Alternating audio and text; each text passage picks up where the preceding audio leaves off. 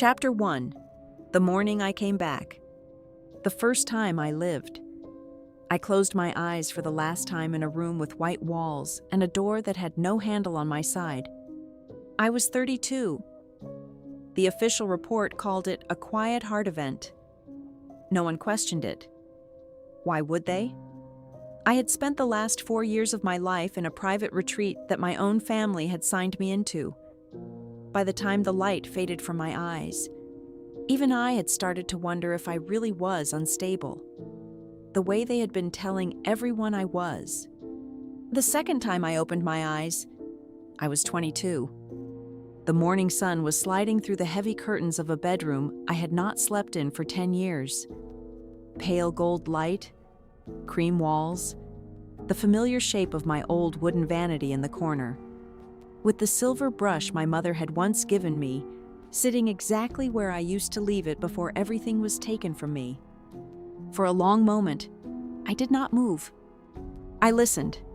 I heard the distant clink of porcelain from downstairs, the low murmur of a maid speaking to someone in the hall, the soft hum of a car pulling slowly along the gravel driveway outside. All of it was painfully familiar. I knew this morning. I knew it because I had lived through it before. 10 years ago.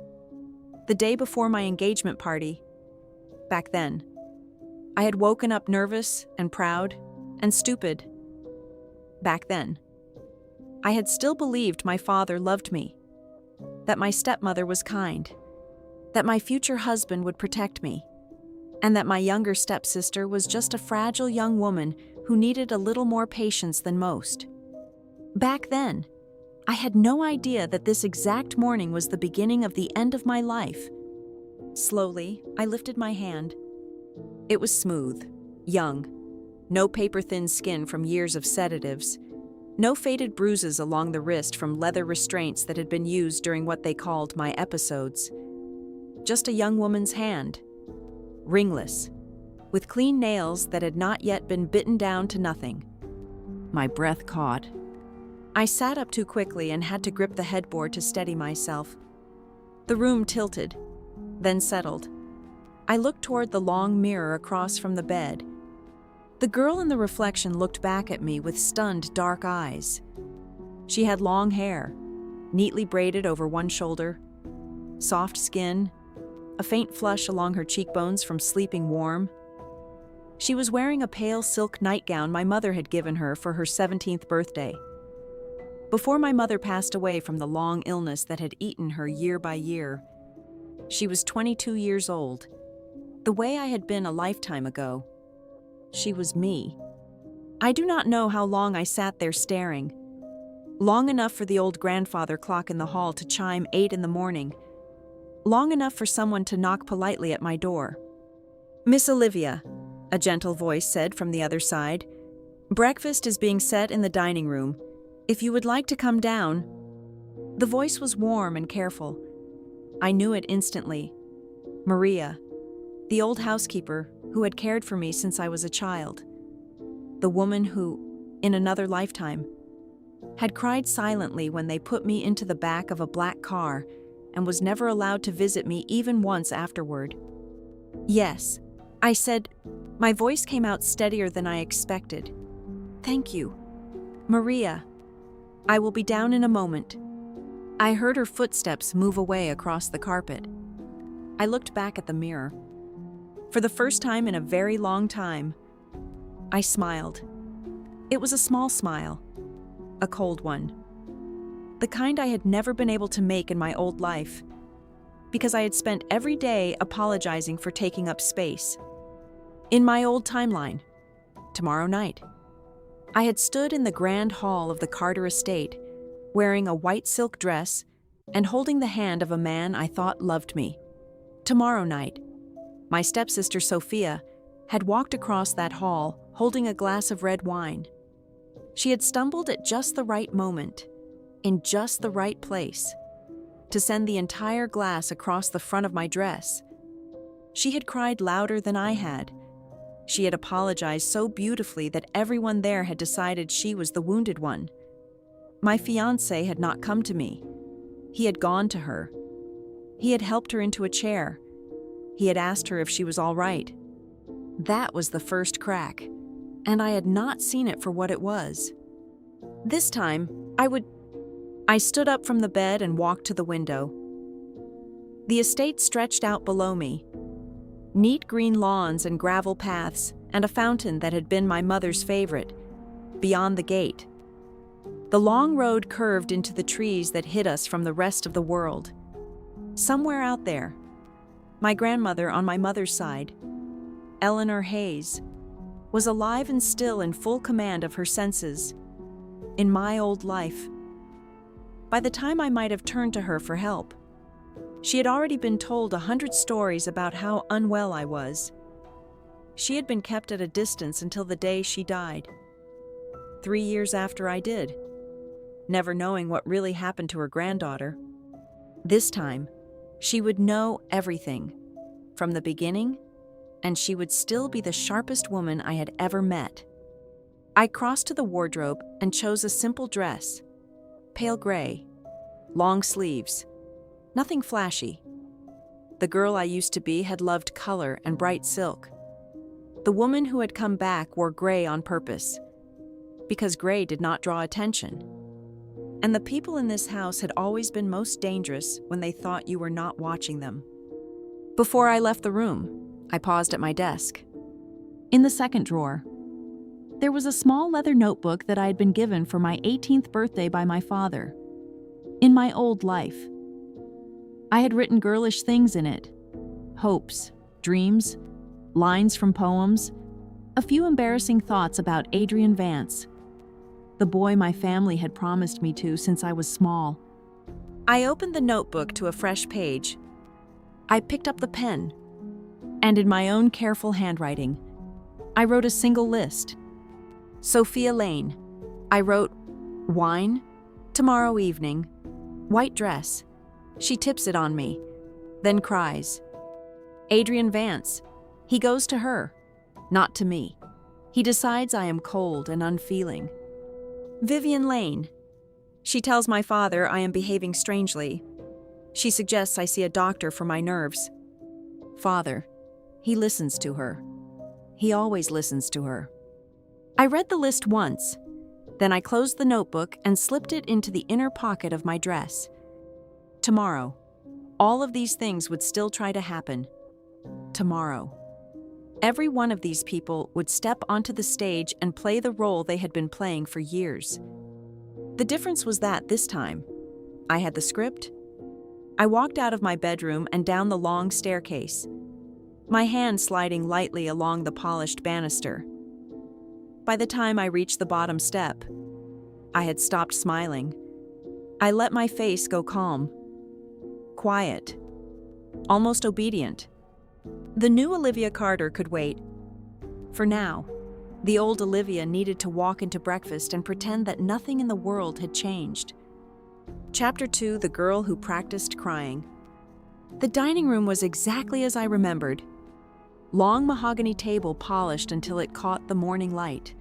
A vase of pale roses in the center. 3 places already set with porcelain plates that had a thin gold rim. The pattern my mother had chosen when she first married into the Carter family, after she passed away. No one had bothered to change them, not even my stepmother, who had changed nearly everything else in this house within a year of moving in. My father, Richard Carter, sat at the head of the table reading a folded newspaper. He looked up when I entered, and his face softened for just a moment, the way it always did before he remembered to be busy. "Good morning, Olivia," he said. "You are up early." I could not sleep, I said. I crossed to the chair on his right and sat down. The seat on his left, the one closest to him, had already been claimed by my stepmother, Vivian Lane. She had been Vivian Lane when she married him 8 years ago, and she had insisted on keeping her own family name in business circles. She said it was for her career. I had learned, much later, that it was for other reasons. She looked up from her cup of black tea and smiled at me. "Good morning, darling," she said. Her voice was warm and round. the kind of voice that mothers in films used, the kind of voice that had once made me feel guilty for not loving her. "Good morning, Vivian," I said. I could feel her smile sharpen by a quarter inch. She had wanted me to call her mother in my old life. By this point, I had already given in. I had called her mother in front of relatives because my father liked it. I had taken her arm at charity events because she had asked me sweetly to. I had told myself that her hand on my shoulder was warmth, when really it was a leash. This time, I would not call her mother, not ever again. A door opened behind me.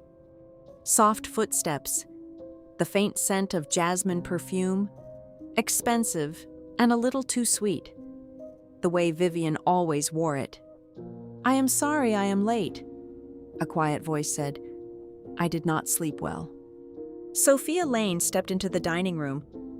She was 22, the same age I was now. She had soft brown hair that always fell perfectly over her shoulders. She had wide, slightly damp eyes that made every person in the room want to ask her if she was all right. She wore a cream-colored dress that flattered her without trying, and a small silver pendant my father had given her 2 years ago at Christmas. In another lifetime, I had once watched Sophia practice crying in a mirror. I had walked past her bedroom door, which she had not closed properly, and I had seen her standing in front of a tall mirror in her dressing room. She had been making her eyes water on command. She had been turning her chin a quarter degree to the left, then to the right, watching how the light caught the wetness on her lashes. She had practiced a small, broken smile and then a slightly braver smile, the kind you give when you are pretending to be okay. When she had heard me in the hallway, she had quickly turned around and said in a small voice, "Sister Olivia, can you help me reach a book on the top shelf?" She had cried right then. Just a little. Just enough. I had felt sorry for her. I had reached the book down for her. I had told her she was so brave for trying to fit in here. It was the first time I had failed myself, although I would not understand that for another 10 years. "Sister Olivia," Sophia said now, in that same trembling voice that had once melted me, "you look pale. Did you sleep all right?" "I am fine," I said. I picked up my fork. I did not look at her with hostility. I did not look at her with affection either. I simply did not look at her the way she expected. I looked at her the way you look at a vase. Polite, distant, aware. She blinked. Just for a second. Her face flickered. Not the eyes. The eyes were still soft and worried, exactly as rehearsed. But the small muscles at the corner of her mouth tightened, then relaxed. She had been counting on warmth from me, and warmth was not arriving. "Are you sure?" She pressed gently. "You hardly ate at dinner last night. Mother and I were worried." "We were," Vivian agreed, smoothly. "You have been so quiet lately. Darling, the engagement is tomorrow. Are you nervous?" There it was, the first careful seed of the story they would plant about me. She has been quiet. She is nervous. She has been off lately. In my old life, I had laughed and said, "I am fine. Just tired."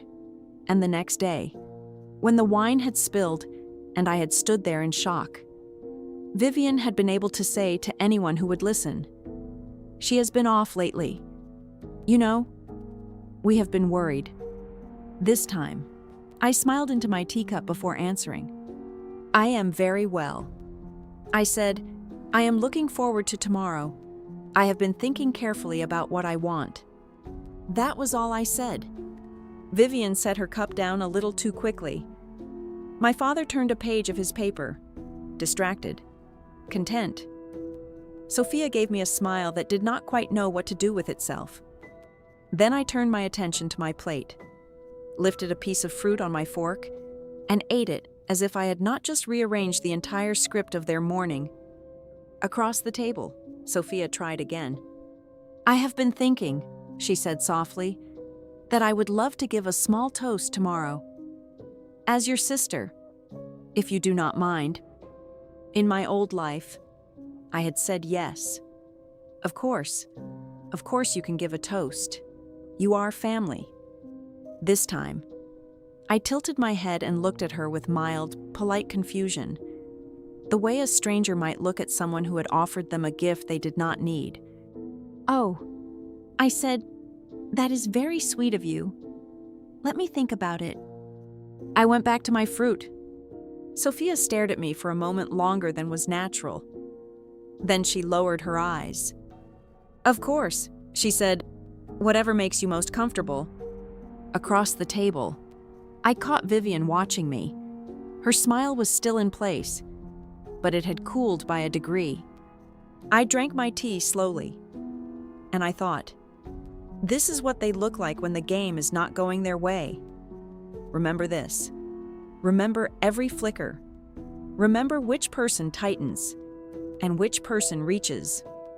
That was the first day of my second life, and I had not even reached lunch. Chapter 3. The glass that did not fall on me. The Carter estate had not seen a party of this size in almost a decade. By 6 in the evening, the staff had filled the long ballroom with candles, fresh white flowers, soft music, and the careful cleanliness that only money can buy. Round tables draped in cream linen, long tables along the far wall, set with chilled wine, gold-rimmed glasses, and platters of food arranged like small paintings. The guests began arriving at 7. I stood near the entrance of the ballroom with my father on one side and Vivian on the other. My father wore his charcoal suit and the silver watch my mother had given him on their 10th anniversary. He always wore that watch when he wanted to feel like himself.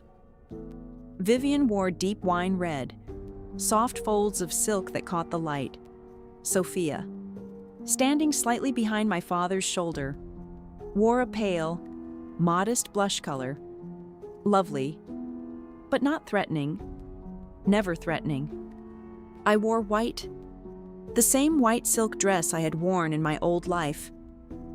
I had ordered it that morning from the same boutique. I had asked for the same cut. I had even chosen the same small pearl earrings that had once felt so grown up to me. Every detail of the night was the same. The only thing that was different was the woman inside the dress. Adrian Vance arrived at 7:30. I felt him before I saw him. There was a small ripple in the room when he walked in. The way there always was, Adrian had the kind of looks people described as carved. Sharp jaw, dark hair brushed cleanly back, a slow, easy way of walking, as if he had never once in his life been worried that a room would not welcome him. He came straight to us. "Mr. Carter," he said. "Mrs. Lane?" Then he turned to me, and his expression changed. It softened, the way it had always softened in front of cameras and parents. "Olivia," he said, "you look beautiful." In my old life, my chest had filled with warm helium at those words. I had felt chosen. Now, I looked at his face and saw a different memory entirely. I saw him 4 years later, sitting across from a doctor in a quiet office, his face arranged into careful concern as he signed a single sheet of paper that handed control of my decisions to my stepmother and her lawyer. He had not looked at me that day. He had been polite to the doctor. He had used the same calm, easy voice he was using now. "Thank you, Adrian," I said. He waited, briefly, for something more. A blush, a shy glance, a small, "please love me" smile. He had been receiving those from me since we were teenagers. He did not get one tonight. He recovered well. He always did. He offered me his arm and led me into the room. Around us, the guests bowed and smiled and pressed their hands to my shoulder. Many of them I had not seen in years. In that other life, Many of them had stopped writing to me after my retreat began. After Vivian had quietly explained to them that I was just not myself anymore. That visits would only distress me. I let them touch my arm now and offer their warm, fluttery congratulations, and I smiled with the mild kindness of a woman who had learned exactly how thin most kindness really was. Sophia floated through the room like a soft summer cloud. She did her job perfectly. She accepted compliments with downcast eyes. She praised my dress to anyone who would listen. She told one of my cousins, with a sad small laugh, that she always knew she was the lucky one to have such a generous big sister. I let her have her stage. I knew what was coming.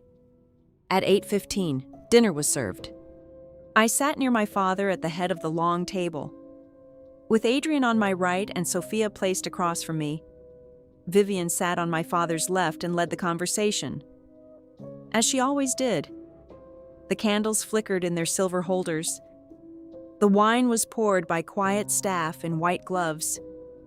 Forks moved softly against porcelain. At 8:47, my old life had ended. That was the time on the clock when Sophia had stood up to walk across the room toward me, glass of red wine in hand, with that small, gentle smile she always wore when she was about to ruin something. This time, at 8:43, I rose from my chair. "Excuse me for a moment," I said softly to my father. "I would like to greet Mr. Bennett before dinner ends. He has not had a chance to speak with me." My father nodded. Mr. Bennett, an old family friend, and one of the few lawyers my mother had trusted in her lifetime, was seated at a far table near the window.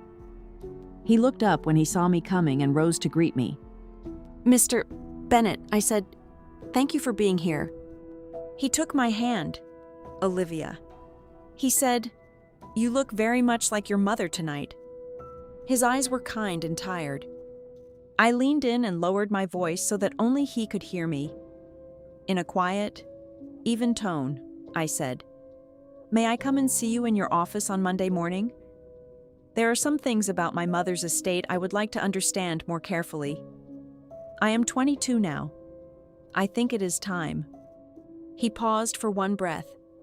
Then he smiled, slowly. "I have been waiting for you to ask me that question for a very long time." He said, "Of course you may. 9 in the morning. I will tell my assistant to keep the day clear." "Thank you," I said. I let go of his hand and turned back toward the head table. It was 8:46. Sophia had risen from her seat. She had taken one slow, graceful step away from her chair. Holding her glass of red wine, her eyes were lifted just enough to see where I was. Her mouth was already arranged into the small, easy smile of a sister coming to share a moment. I watched her walk through the candlelight. I watched her measure the angle. I watched her lift the glass a fraction higher than she would have if she had merely been moving from one place to another. I did not return to my seat. I changed my path. Instead of crossing back through the center of the room, I turned slightly to the right and walked along the edge of the long table. Toward my father, I moved without hurry. I smiled at 2 cousins as I passed. I let my fingers trail lightly along the back of a chair.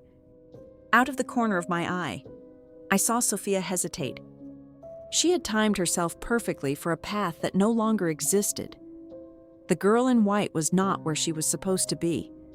The girl in white was walking somewhere else. I saw her glance once at Vivian. Vivian's eyes flicked toward Sophia, then back to her plate. The smallest movement. Sophia tried to adjust. She lengthened her stride slightly. She turned her body just enough to bring the glass into a new line. She was good. She was very good. But she was not used to her target moving. It happened fast, the way these things always do. Her ankle turned. Her elbow rose. The glass tipped, and the wine, all of it, splashed in a clean dark arc across the front of her own cream-colored dress. For half a second, The entire room paused. Sophia froze in the middle of the floor, her arms still half lifted, her mouth open, the empty glass dangling from her fingers. Her eyes were wide and shocked, and for the first time in many years, the shock was real. I reached my father's chair, set my hand lightly on the back of it, and looked across the room at her with the polite, mild concern of a sister. "Oh, Sophia," I said, "are you all right?" She stared at me. She had wine soaking into her bodice. She had wine running down the silk of her skirt. The careful, soft, fragile picture of her had been replaced with a girl who looked, just for 1 second, very angry. Then her face crumpled, on cue, into tears. "I am so clumsy," she said. "I am so sorry. I have ruined my dress." Several people leapt up. A maid hurried over with a folded white cloth. Vivian rose smoothly, gathered her daughter into her arms, and made low, soothing sounds. My father reached out and touched my arm gently. "She is all right," he said, more to himself than to me. "She is all right." Adrian had risen too. He was 3 steps away from Sophia. He looked at me, then at her, then at me again. He had no script for this. In his head, the script had said that he would be holding me while I tried not to cry in a wine-stained white dress. In his head, he had been preparing to look brave and steady. In his head, he had not been preparing to look at his fiancé, who was bone dry and standing calmly beside her father, while another woman wept in the middle of the floor. "Adrian," my father said, gently, "help your future sister to a chair." Adrian moved. He helped Sophia sit down. He spoke a soft, embarrassed word to her. Vivian fussed beside him. The maid pressed the cloth against the wine. I watched him. I watched the small, automatic way his hand had gone to her elbow. I watched how he had not, even once, looked back at me to ask if I was all right. I did not need him to ask. I was perfectly fine, but I noted the absence. After a minute, I crossed the floor toward them and bent slightly toward Sophia. "You should go up and change," I said softly. "Take your time. We will hold dinner for you." "Thank you, Sister Olivia," she whispered. Her hand, where she gripped Vivian's arm, was tight enough that her knuckles were white. I straightened. I looked at my father. I looked at Adrian. I gave them a calm, almost amused smile. Excitement before the engagement. I said, "It happens." Then I returned to my chair, lifted my own glass of water, and took a small, careful sip.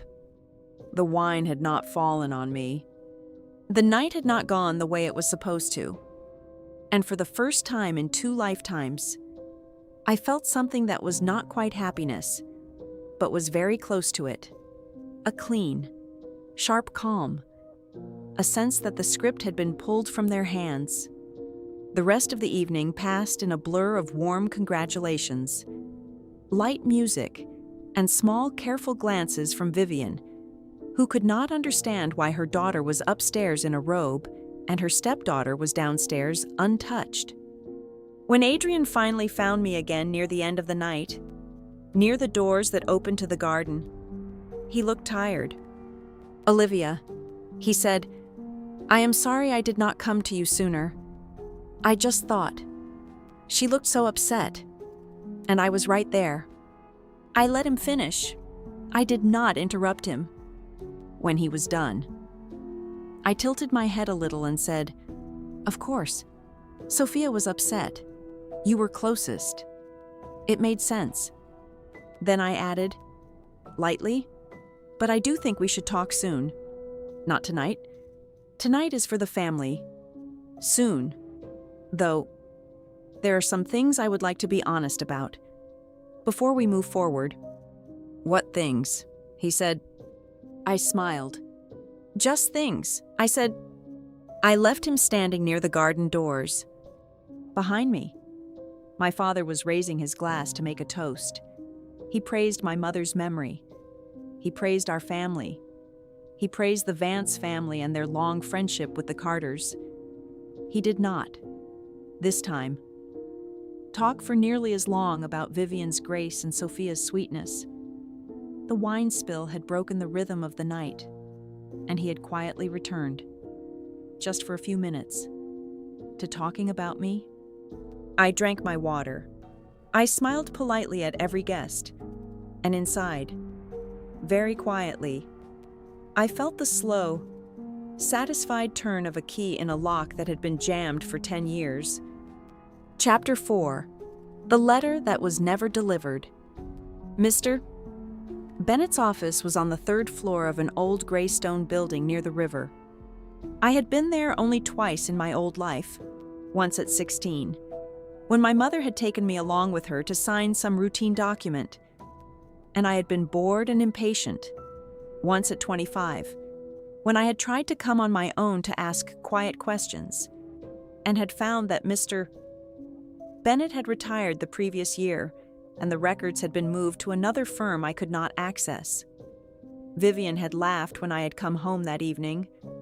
She had told me I had wasted a perfectly good afternoon. This time, Mr. Bennett was very much still working.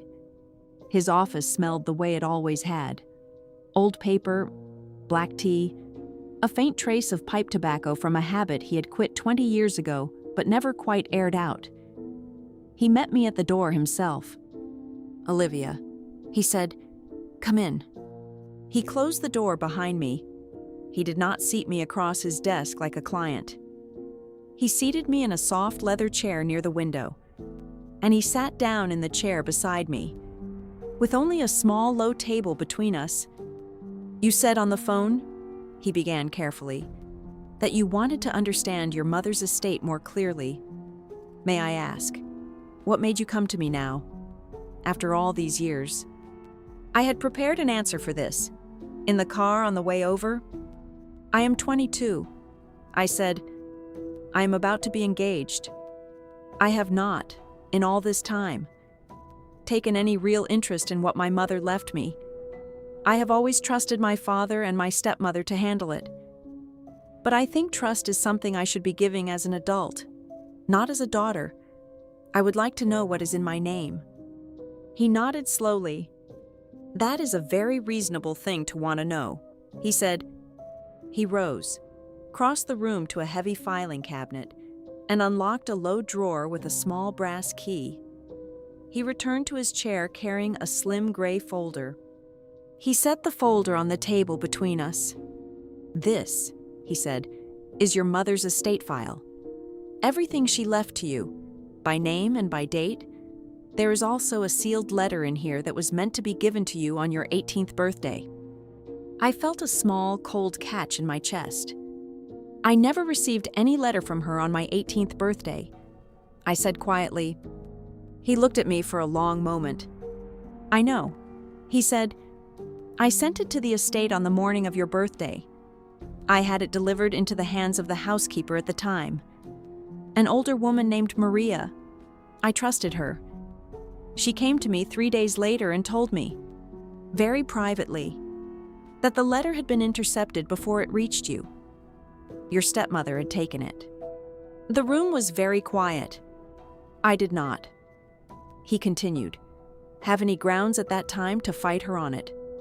The letter was not legally part of the estate file. It was a personal piece of correspondence. Your father had remarried. The household was hers to run. I had to make a choice. I made copies. I locked the original here. I have been waiting, Olivia, for you to ask me about it." I looked at the folder. "May I read it?" I said. He nodded once. He slid the folder across the table to me, then quietly stood up and walked to the far side of the room, giving me the privacy of distance. I opened the folder. The letter was on cream paper, folded in 3. My mother's handwriting was small and neat, and slanted slightly to the right. The sight of it made my eyes hot. I had not seen her writing in more than 4 years. My dearest Olivia, the letter began. If you are reading this, you are 18, and I am no longer with you in the way I would have wanted. I am sorry for that. I am sorry I could not stay longer. I am sorry that the last years of my life were not as gentle as I had wanted them to be for you. There are some things I need you to know now that you are old enough to hold them. She wrote about her illness. She wrote about how much she had loved my father, and how she had begun, in the last years, to be afraid of who he might choose for company once she was gone.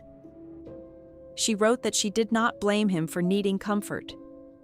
She wrote that she had asked him only one thing, again and again, in those last months, that he be careful, that he look into the past of any woman he brought into the house, that he be sure for me, even if he could not be sure for himself. He had not been sure. She wrote then about Vivian Lane. She did not use the word fraud. She did not use the word liar. She used careful, measured words.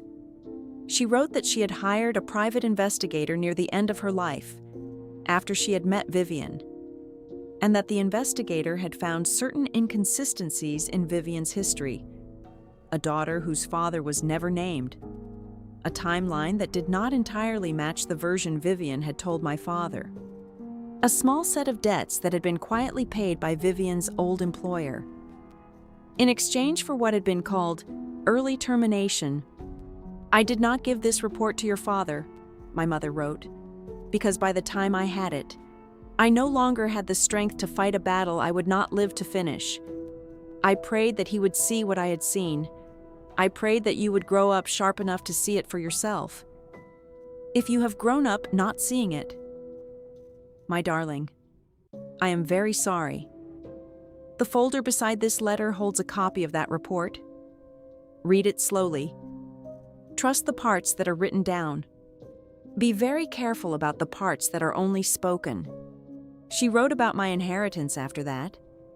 She wrote that she had quietly set aside a controlling share of a small subsidiary company under the Hayes Group, my grandmother's company. The share was in my name. The paperwork was sealed until my 25th birthday, by default, but could be unlocked earlier by a written request from me. With my grandmother's countersignature, my grandmother, she wrote, was the only person in the world she had trusted entirely with my future. You may not always understand why I did this in pieces. My mother wrote, you may even be angry with me for not handing you a single clear inheritance to live on. But I learned, near the end, that the most important gift I could leave you was not money. It was a key, a small one, hidden carefully. You will only need to use it once. Do not let anyone in that house tell you that you do not have one. You do. Your grandmother does too. Go to her. She will know what to do. The letter ended with, I love you. I have always loved you. Be brave for both of us. Mother. I read it twice. I did not cry. I had cried enough in my old life.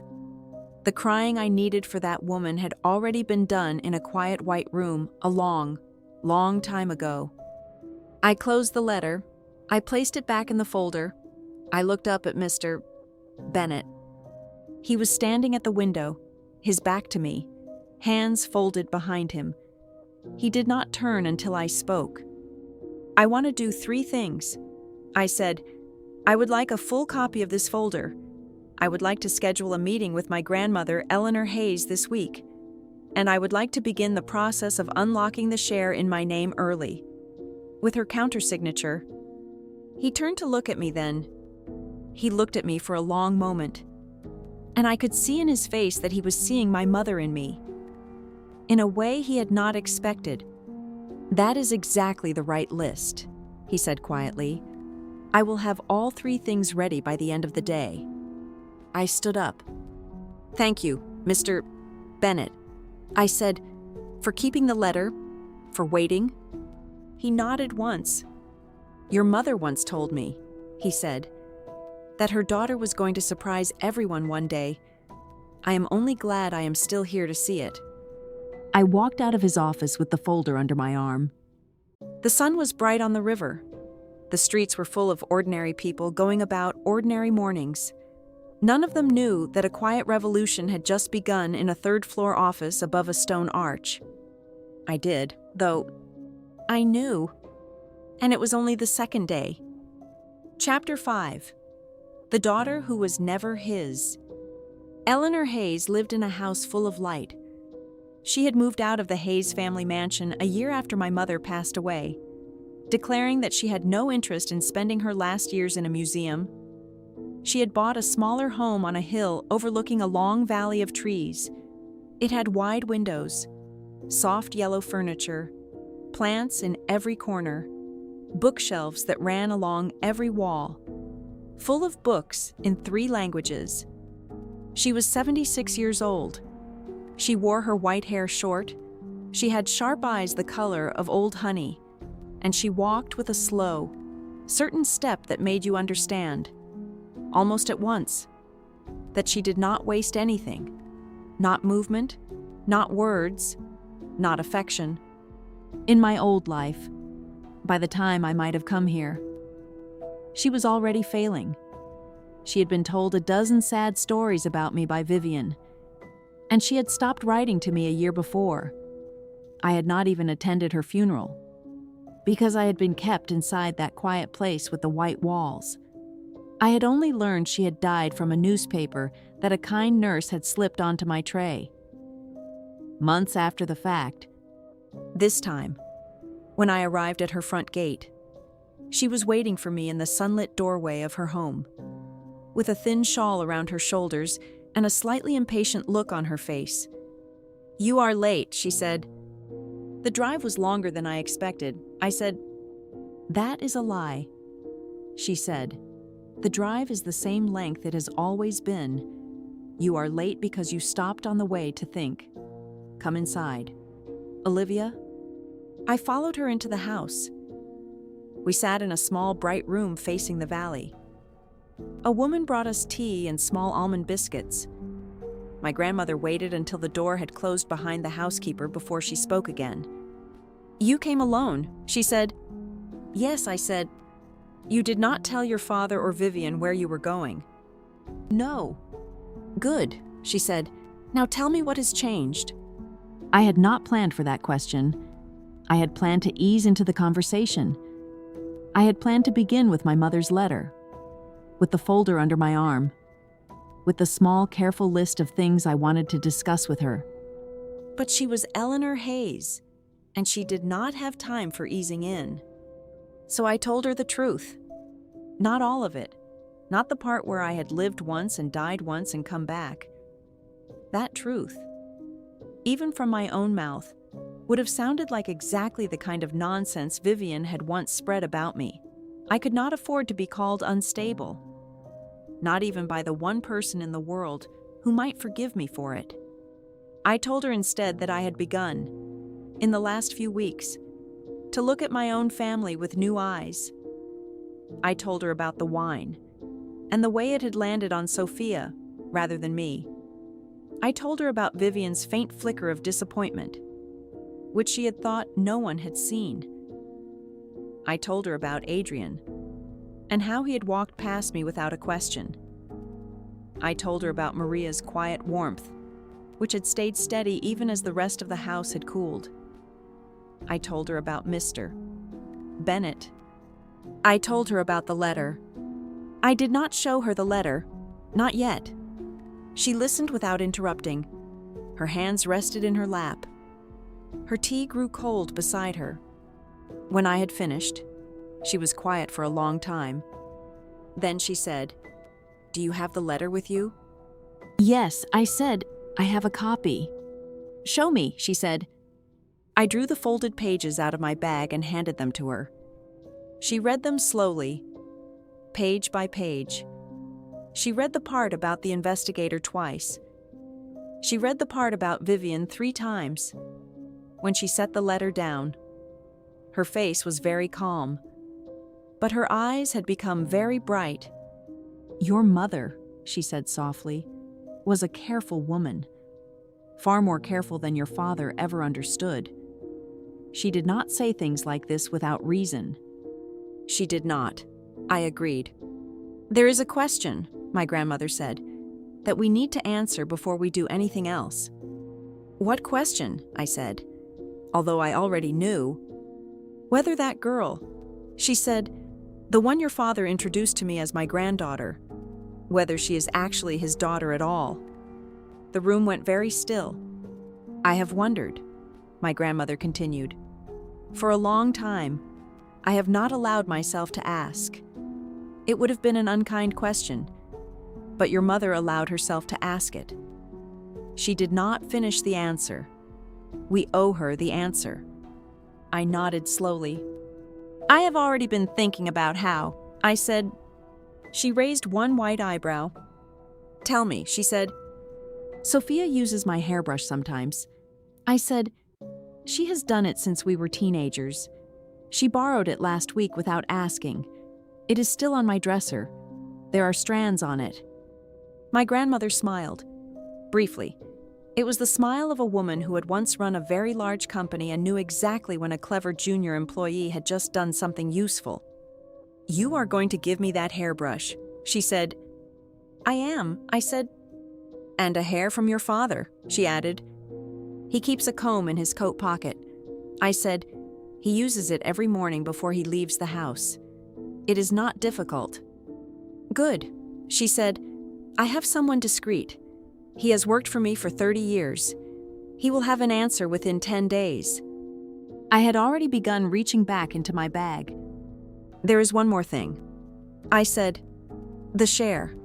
My mother left me a controlling share in a Hayes subsidiary. She wrote that I could unlock it early with your countersignature." She did.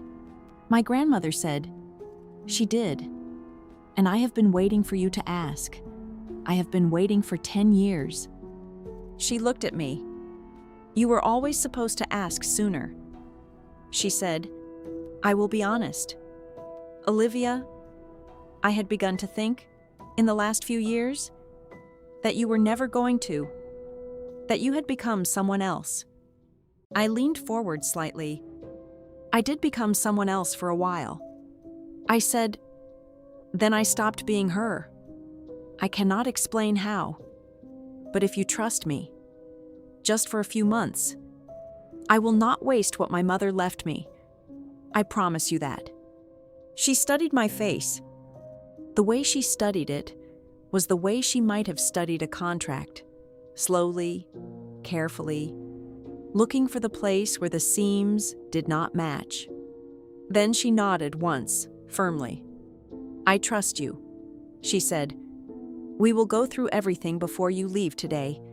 Then you will come back to me every Sunday afternoon for the next 3 months, and you will tell me what you have done. If at any point I think you are doing something rash, I will tell you, and you will listen." "I will listen," I said. "Then we have an understanding," she said. She rose, slowly, and crossed the room to a small writing desk. She returned with a heavy black pen and a single sheet of paper, on which she signed her name in a hand that had not weakened with age. "There," she said. "The share is half yours from this afternoon. The rest will follow when the paperwork is processed. Mr. Bennett can take it from here." She set the pen down. "Now," she said, "tell me everything you know about Sophia Lane that you have not yet told me." I drank a sip of tea. I thought for a moment. And then I told her everything, very carefully, from the beginning. By the time I left her house, the sun was setting over the valley, and the small leather notebook in the inner pocket of my coat had grown 2 pages thicker. Chapter 6. The First Crack in the Glass. 10 days later, the report came back. My grandmother called me in the morning. She did not say anything over the phone except, "Come to the house this afternoon. There is tea." I drove out to her with my heart oddly quiet. I had known the answer already. In the way you know the ending of a film you have seen 100 times. The hair on my brush did not match the hair from my father's comb. The girl in the cream-colored dress was not my father's daughter, and had never been. But it was one thing to know it. It was another thing to hold the paper. My grandmother handed me the report when I sat down. She did not speak. She watched my face. The report was 3 pages long. It was written in calm, technical language. It used phrases like markers tested and probability of paternity and statistical confidence. The final paragraph was the only one that mattered, it said, in clean, clear words, that the male sample and the female sample were not in any biological relationship that could indicate a parent and child. I set the report down. My hands were steady. "What do you want to do?" my grandmother asked. I had been thinking about this for 10 days. "I do not want to use this yet," I said. She did not look surprised. "Why?" she said. "Because she has more to do." I said, "She has not yet shown my father her real face. He still sees her as his quiet, fragile girl. If I throw the paper at his feet today, he will think I am being cruel, and Vivian will spin a story about how I am jealous and unwell. He will believe her, the way he always believes her. I want Sophia to walk into a trap she sets herself." I said, "I want him to see her change. I want him to see what she is when the cameras are off. Only then will I show him the report." My grandmother set down her teacup. "And how do you intend to make her walk into a trap?" she asked. "I have already started," I said. I told her, then, about the second move I had begun. In the days since the engagement dinner, I had not been idle. I had used the share that my grandmother had unlocked to quietly buy a small but visible position in a company called Lane Holdings, the modest investment business that Vivian had brought into the marriage with my father. In my old life, by the time I would have noticed Lane Holdings, it had grown into a much larger company. I had no idea.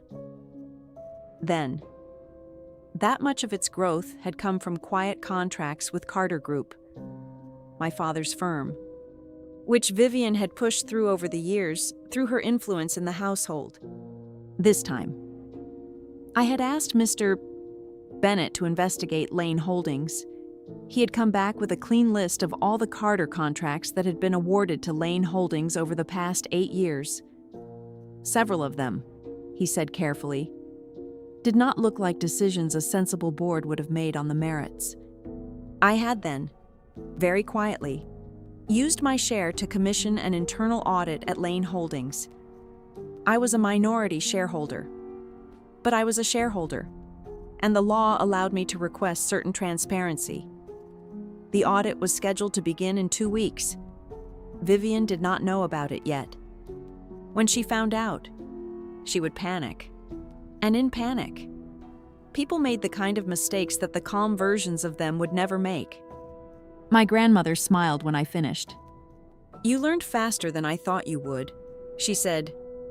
"I had a lot of time to think," I said. She let that line sit for a moment.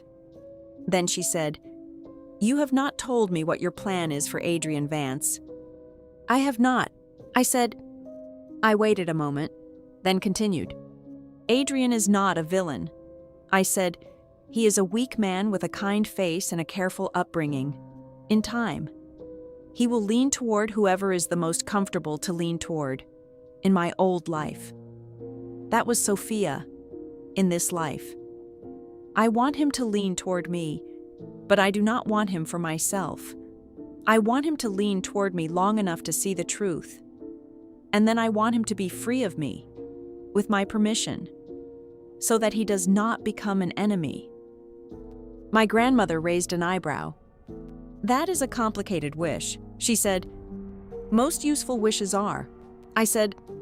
She laughed at that. It was a short, low laugh, and the sound of it warmed me more than anything I had felt in 2 lifetimes.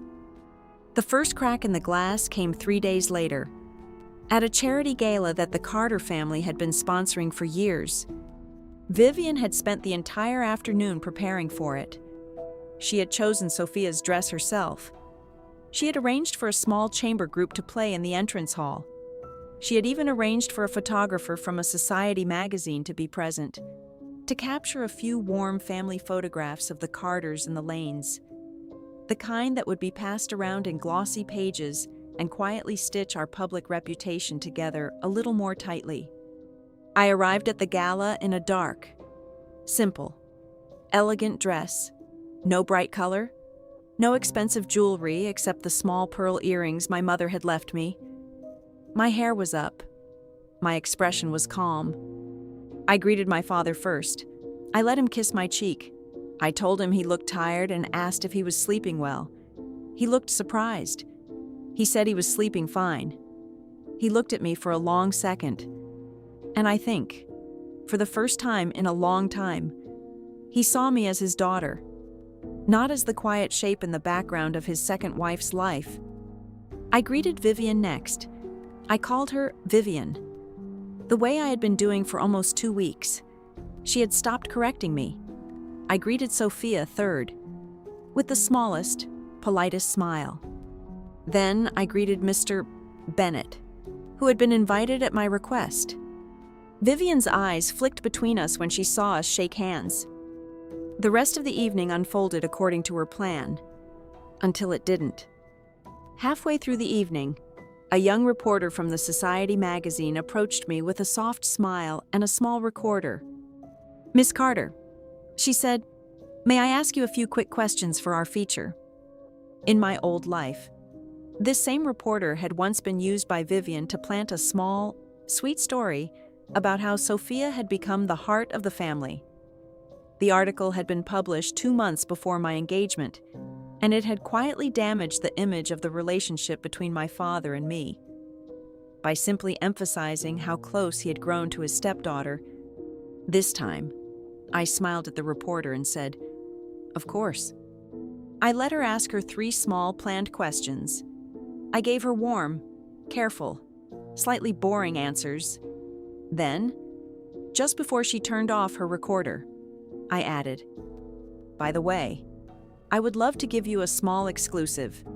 If you have a moment." Her eyes lit up. She turned the recorder back on. "I am sure many of your readers know," I said, "that our family has been very fortunate in the work we do in the community. What is less often discussed is the work my late mother began before she passed, in setting up a small foundation for young women without family support. It has been quietly run for years by a few trusted advisors. In her name, I am going to be relaunching it next year as the Eleanor Hayes Foundation. With my grandmother's blessing, we will be funding educational placements for young women who have been let down by the systems around them. It is something my mother dreamed of doing in her last years. I am only sorry it has taken me so long to bring it forward." The reporter wrote rapidly, "That is a beautiful story." She said, "Will your stepmother and stepsister be involved?" "No," I said gently. "They have many other commitments. This is something I would like to do in my mother's name specifically." The reporter nodded. She thanked me. She slipped away to write. Out of the corner of my eye, I saw Vivian standing very still by the bar, holding a glass of wine she had stopped drinking. Sophia was at her shoulder. Her face had gone slightly pale. I had just announced, very publicly, that the next big Carter story would not be about her. It was a small move, almost invisible. But it was the first crack in the glass. Adrian found me near the dessert table half an hour later. He had a slightly hesitant look on his face. He had been watching me from across the room all evening. "You are different," he said. I tilted my head. "In what way?" I said. "I do not know." He said, "You are calmer. You speak more.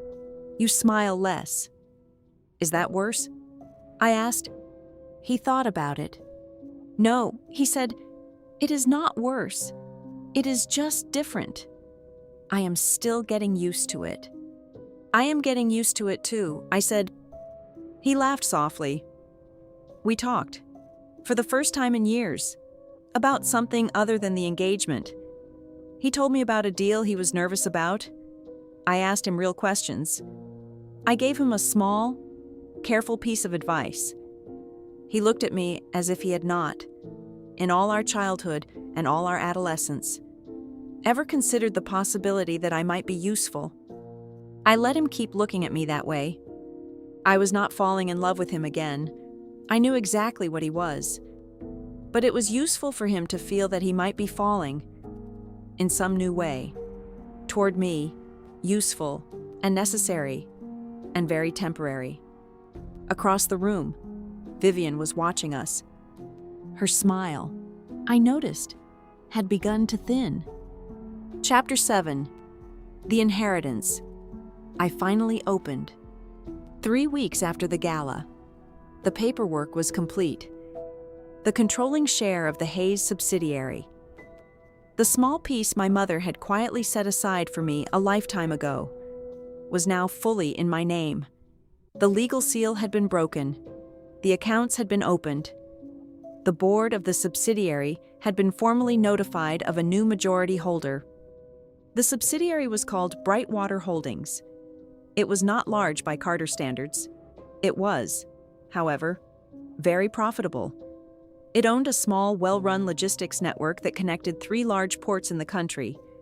It also owned a small but rising educational publishing arm, which had begun, in recent years, to win school contracts in regions where the Carter Group had no real presence. In my old life, by the time I might have noticed Brightwater, Vivian had quietly bought it for a low price from my grandmother's estate.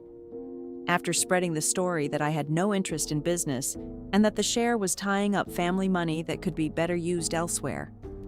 My grandmother, in my old life, had been ill by then and had agreed to the sale only because she had been told it was what I wanted. This time, Brightwater was mine. I sat in my grandmother's quiet little office on a Sunday afternoon and looked over the file in front of me, while the rain ticked gently against the windows. "You will need a board," my grandmother said. "You will need a chief executive officer who is loyal to you, not to your father, not to the Vance family, and certainly not to Vivian. I have 3 names you should consider." "I am listening," I said. She wrote them on a small notepad and slid it across the desk. I read them. Her first name was a woman named Helena Park, who had worked for my grandmother for nearly 20 years and had recently retired from the Hayes board. The second was a man named Daniel Cole, who was the son of one of my mother's oldest friends. The third was a quiet, thoughtful accountant named James Wren, whom Mr. Bennett trusted. "I want all 3, I said. She looked at me with mild surprise. "All 3, she said. Helena as chair." I said, "Daniel as chief executive officer, James as chief financial officer. I want them in place before the audit at Lane Holdings is complete. I want a clean, neutral, professional structure that no one in my father's house can touch." She nodded slowly. "Bold," she said. "I thought you wanted me to be bold." I said, "I did," she said. "I just wanted to see if you would do it." I drove home that night through soft, dark rain. The audit of Lane Holdings was scheduled to begin in 2 days, Vivian had been told.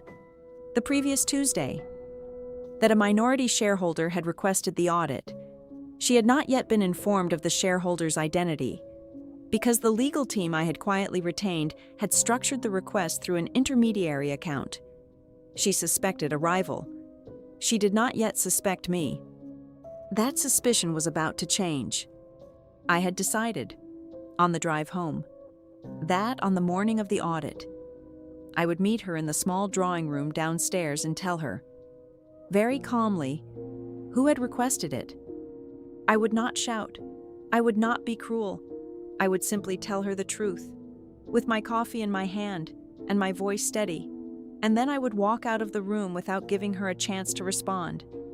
I had also decided, that same evening, that on Sunday afternoon, I would invite Sophia to tea, just the 2 of us. I had been polite to her for weeks, I had not accused her. I had not avoided her.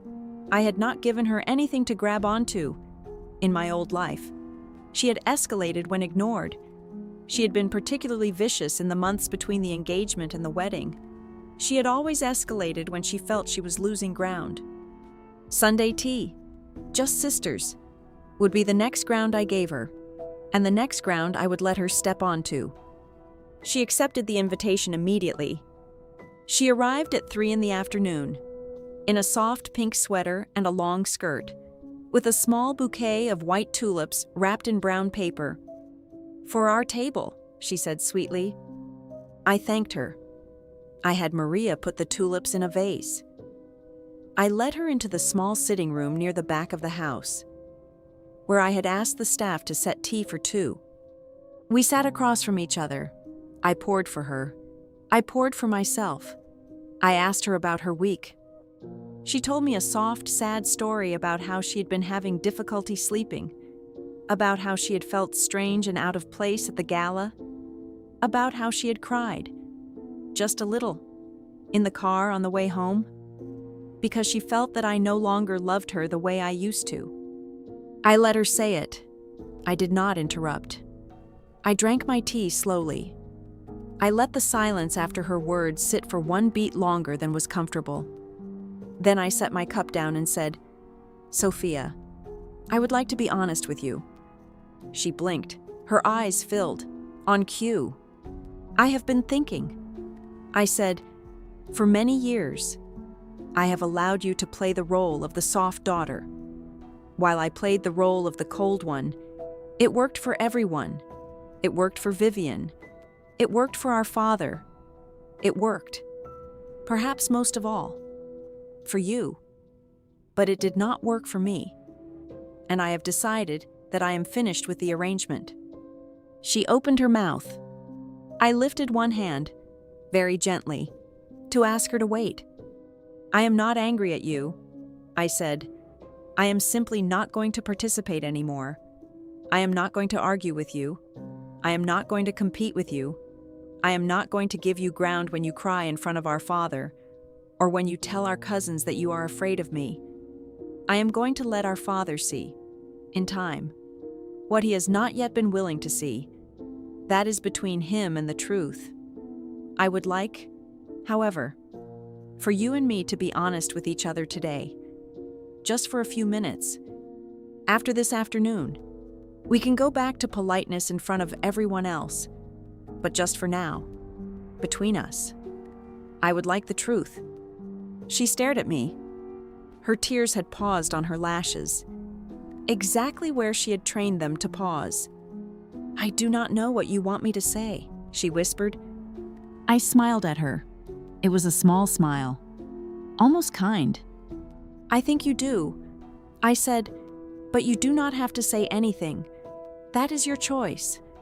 I only wanted to tell you, once, in a quiet room, that I see you.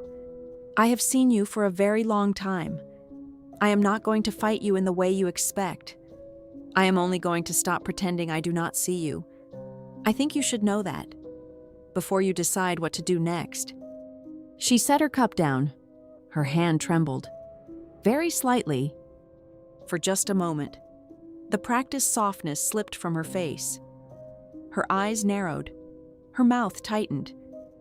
She looked at me with a small, ugly flicker of pure dislike, the kind of look that I had only ever caught from her in the corner of my eye in our old life, and had always told myself I had imagined.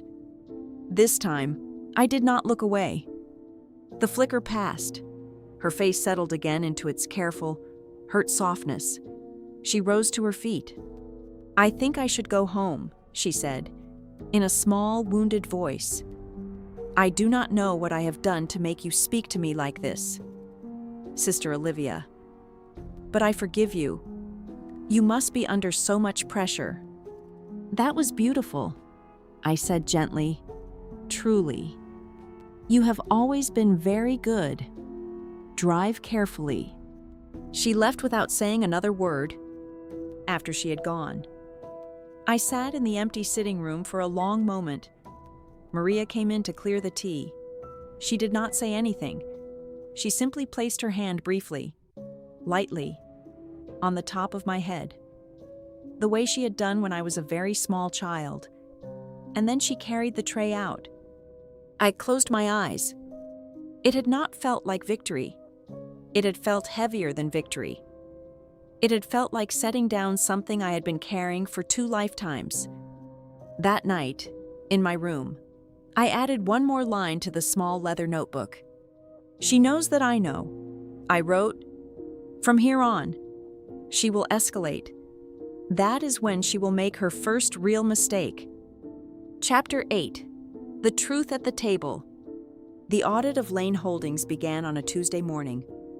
By Wednesday evening, Vivian Lane was in the kind of panic that very tightly controlled women only experience 2 or 3 times in their lives. She had spent the day on the telephone with her lawyers. She had spent the evening in her dressing room, with the door closed. When she came down for dinner, her hair was perfectly arranged. Her makeup was perfectly applied, and her hands shook only when she thought no one could see them. My father, by contrast, had grown unusually quiet over the previous days. He had not been told who had requested the audit. I had decided to wait until the right moment to tell him. The right moment, I had decided, would be a family dinner on Friday evening. I had asked Maria to set the table for 4. My father at the head, Vivian on his left, Sophia on her left, me on my father's right.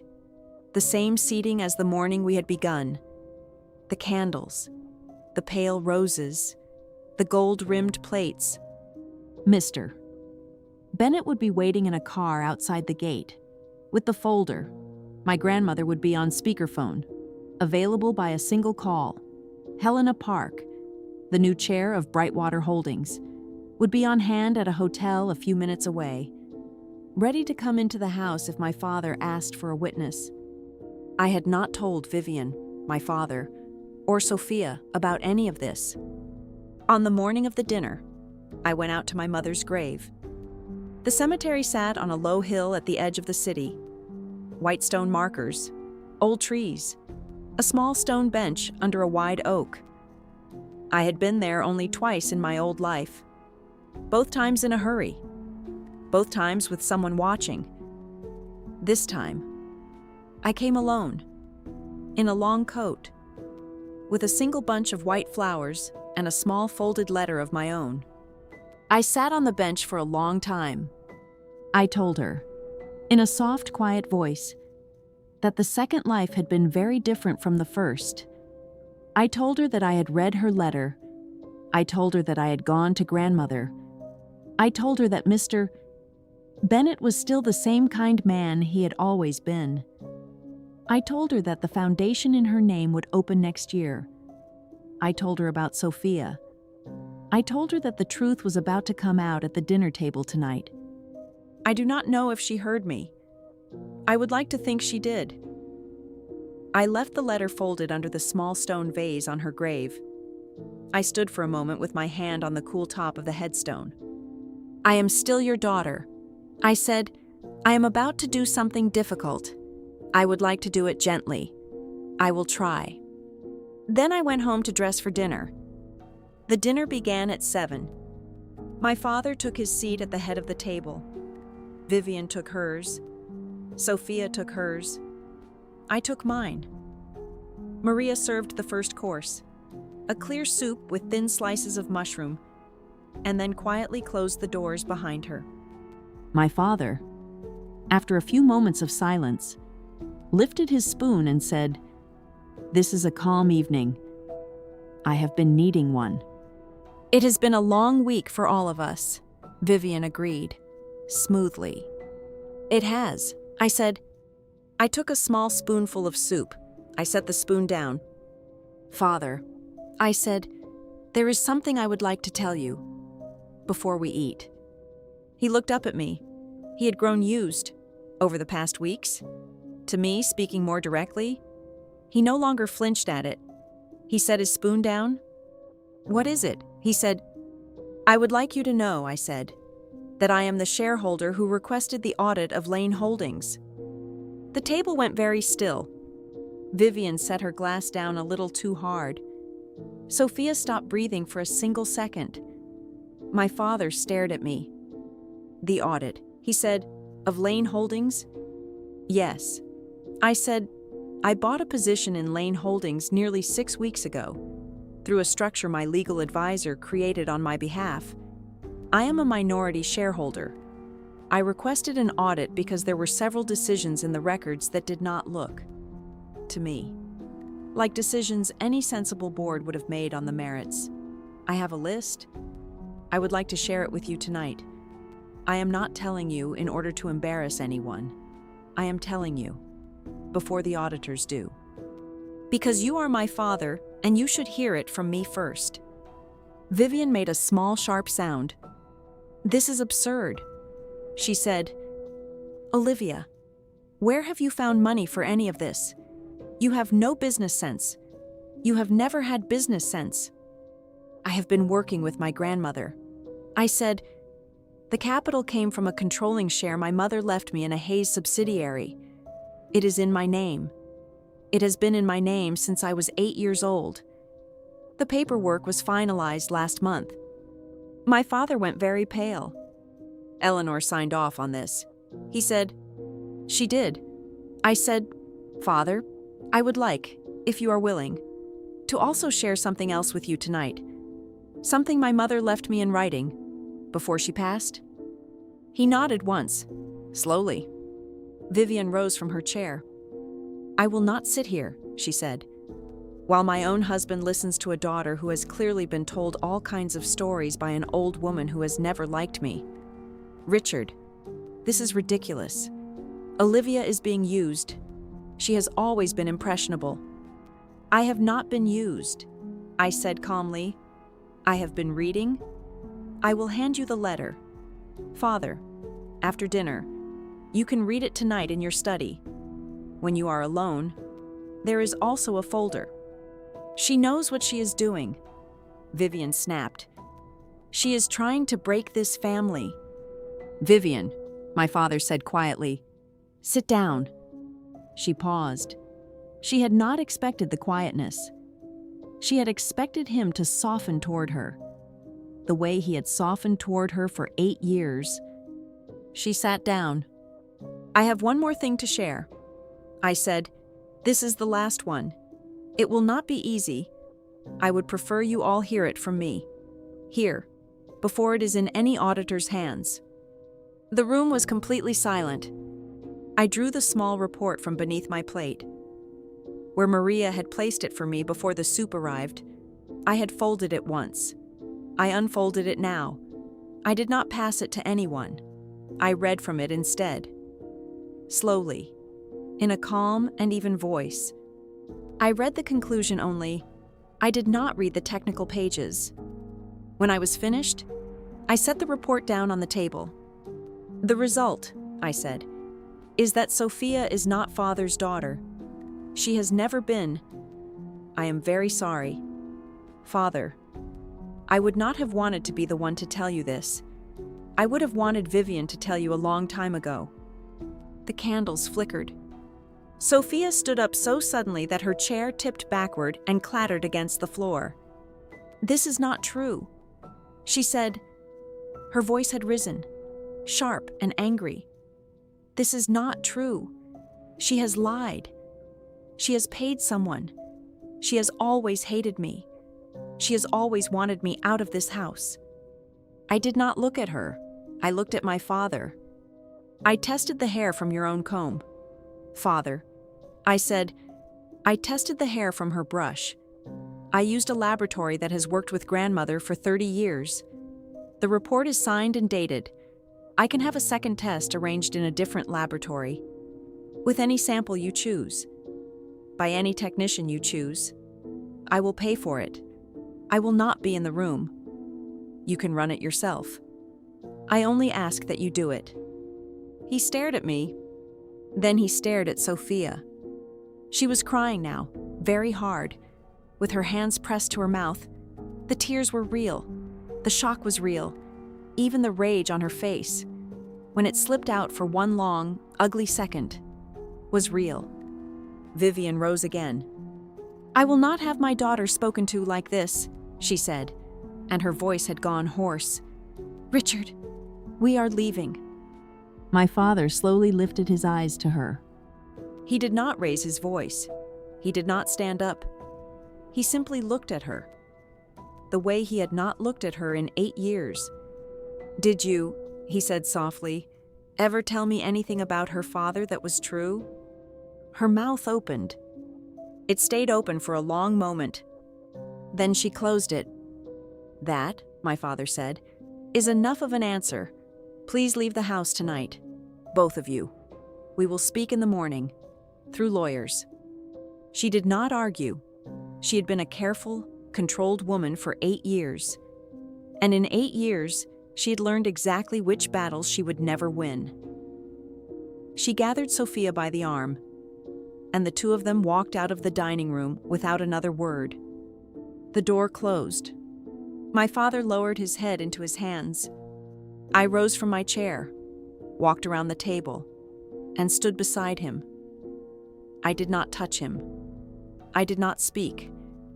I simply stood there, the way Maria had stood beside me earlier in the week. "After a long time," he said, very quietly, "I have been a very stupid man." "You have been a tired one," I said. "You will have to forgive yourself for it slowly." He looked up at me. His eyes were very old. "How long have you known?" he said.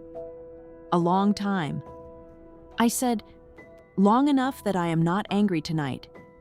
I have already done all my anger. I would not have told you in front of her if I had thought there was a softer way. There was not. I am sorry." He nodded. I sat back down beside him. We finished the soup together, in silence. It was the strangest dinner I had ever eaten, in any lifetime. Chapter 9.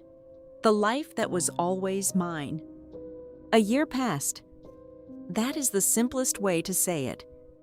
A year is a long time when you are living it, and a very short sentence when you are looking back on it. In that year, many things happened, and most of them happened slowly. Vivian Lane and Sophia Lane left the Carter estate that same night. Their belongings were sent to them the following week.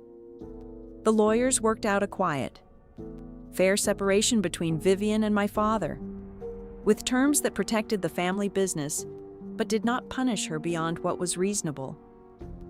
My father was firm, but he was not cruel. I had asked him for that. Once, in his study, when he had wanted to be cruel. The audit of Lane Holdings concluded 3 months later. Several of the contracts between Lane Holdings and Carter Group were found to have been awarded under circumstances the auditors politely described as not reflective of standard board practice. The contracts were terminated. Several long-serving members of the Carter Group board chose to retire quietly, including 2 who had been close personal friends of Vivian. My father did not protest their retirements. Sophia, after some weeks of silence, began to write to me. The first letter was angry. She accused me of taking everything from her. She accused me of being a liar and a thief and a cold, calculating woman who had ruined her chance at a real family. I did not reply. The second letter, 2 months later, was different. It was shorter. It said only that she had been very lonely in her small apartment in the city, and that she had been thinking, for the first time in her life, about who she had been when no one was watching. I did not reply to that one either. Not because I was angry, because there was nothing useful I could say back to her yet. The work she needed to do was not work that another person could do for her. The third letter, near the end of the year, was different again. I am sorry, Olivia. She had written, I am sorry not because I was caught, but because I am finally beginning to understand what I did. I do not expect you to forgive me. I am only writing because my counselor said that some apologies need to be made. Even if they will not be answered, I will not write to you again unless you ask me to. I hope your life is gentler than mine has been. I am trying to make mine gentler too. That one, I read twice. I put it in a small drawer in my desk. I did not write back, but I did not throw it out. Adrian Vance and I formally ended our engagement 2 months after the dinner. We did it quietly. We met in the small library of his family's home and we talked. Properly. For the first time in our lives, I told him that he had been raised to lean toward whoever made it easiest for him. He had not protested. He had only looked at the floor and said, "You are probably right." I asked him what he wanted to do with the next 10 years of his life. He had not had a good answer. I had told him, gently, that I thought he needed to find one before he agreed to marry anyone. His parents had been disappointed. My father had been quiet. But there had been no scandal. We had handled it like adults. The press had been told only what we wanted them to be told, and life had moved on. I did not see Adrian very often after that. He sent me a polite note at Christmas. I sent a polite note back. He did not, as far as I could tell, end up running back to Sophia. He had begun, last I had heard, dating a calm young woman who was finishing her doctorate in art history. I hoped she made him think for himself. My grandmother and I spoke every Sunday. Sometimes we spoke about business. Sometimes we spoke about my mother. Sometimes we sat in her bright little house and read in the same room without speaking at all. While the rain ticked against the windows and the smell of black tea filled the air, Brightwater Holdings grew steadily under Helena's leadership. We did not chase huge expansion. We chose the careful path.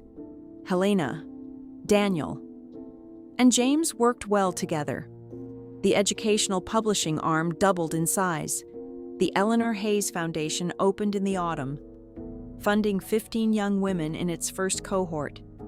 The reporter who had spoken to me at the gala wrote a long, careful, thoughtful piece about it, and it was read by far more people than Vivian's old society stories ever had been. My father, in that year, became someone slightly new. He apologized to me once, in his study. Late on a winter evening, he did not apologize quickly. He did not apologize easily. He had been a man who had spent 50 years not apologizing, and his hands had shaken slightly as he spoke. He said that he had loved my mother, but that he had been afraid to be alone after she had gone, and that he had married a woman who told him exactly what he wanted to hear at exactly the right moments, and that he had spent 8 years not asking himself the questions he should have asked from the very first month. He said that he had not known how alone I had felt in this house. He said that he was beginning to understand. He said that he was sorry. I did not forgive him right away. I told him so. I told him I was not ready, and that I might not be ready for a long time, and that I needed him to be patient with the speed at which I would arrive. He nodded. He did not push.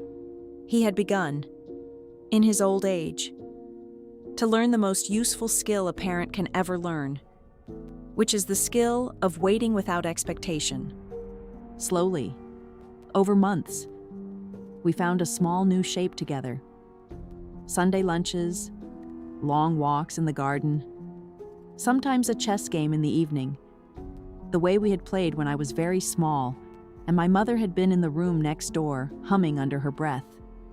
We did not become the family I had once dreamed of. The dream of that family had been a girl's dream, and the girl was gone. We became something else. We became two adults who had once failed each other, and who were now learning, in a careful and unhurried way, how not to fail each other again. That, in the end, was enough. On the anniversary of the night I had once died, in another lifetime, in a quiet white room with a door that had no handle on my side, I drove out alone to the long valley where my mother was buried. It was a clear, cold autumn afternoon. The trees were red and gold. The wind smelled like cut grass and wood smoke. I sat on the small stone bench under the wide oak, with my coat pulled tight around me, and I looked at the white marker for a long time. I had come to tell her that I had finished. Not finished forever, not finished as a person, only finished with the work I had come back to do. The girl who had been written to fall apart had not fallen apart. The man who had handed her over had instead walked her home. The woman who had stolen her place had instead been seen by the only people who mattered. The fragile, dangerous girl in the cream-colored dress had been allowed to leave the stage with her face on, before any cameras caught her without it. I did not destroy anyone. I told my mother quietly, I did not need to. I only stopped helping them destroy me. The wind moved the leaves around the base of the headstone. I sat there for a long time. When I finally got up to leave, I left a small flat stone on top of the marker, the way she had taught me to do once at her own mother's grave. Many years ago, I touched the top of the headstone.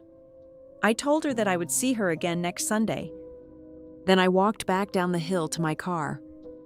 The road home was empty. I drove with the windows down and the radio low, the way I had not been able to do in either of my lifetimes before.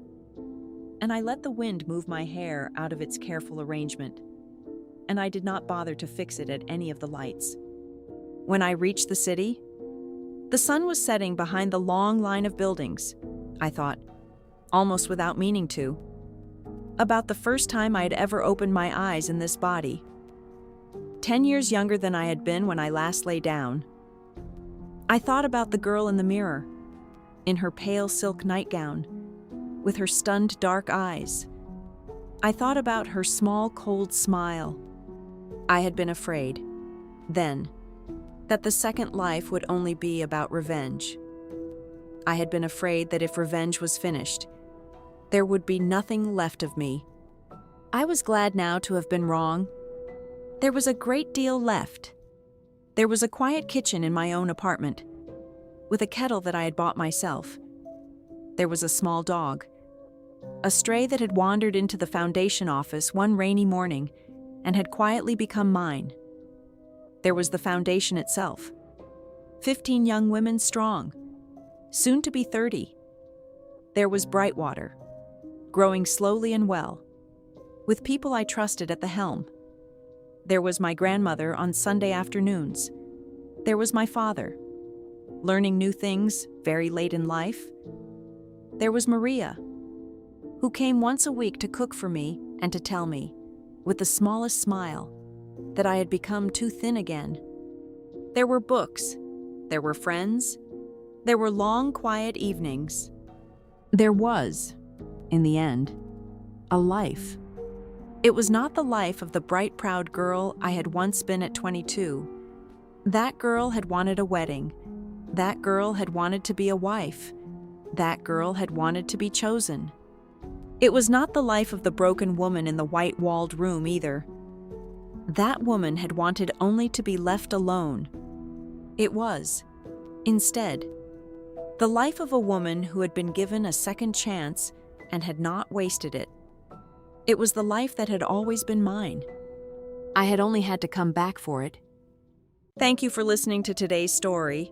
If you enjoyed it, do not forget to like, comment, and subscribe. I will see you in the next story.